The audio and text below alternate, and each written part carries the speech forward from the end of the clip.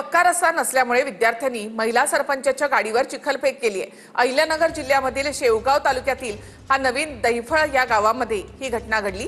नवीन दहिफळ ते ढोर हिंगणी गावापर्यंत शिवरस्ता नसल्यामुळे विद्यार्थ्यांचे हाल होत आहेत। त्यामुळे विद्यार्थ्यांनी रस्त्यावरून जाणाऱ्या सरपंच सविता शिंदे यांच्या गाडीवर चिखल फेकला। या घटनेचा व्हिडिओ सोशल मीडियामध्ये सध्या व्हायरल होतोय। शाळेला जाण्यासाठी रस्ता मिळत नसल्याने अहिल्यानगर जिल्ह्यातल्या दहिफळ गावात शालेय विद्यार्थी आक्रमक झाले। विद्यार्थ्यांनी गावच्या सरपंचांच्या गाडीवर चिखलफेक केली।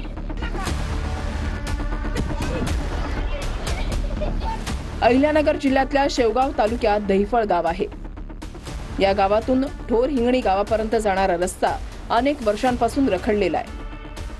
त्यामुळे पावसाळ्यात रस्त्यावरून जाणाऱ्यांचे मोठे हाल होतात। विद्यार्थ्यांनाही चिखलातून वाट काढावी लागते।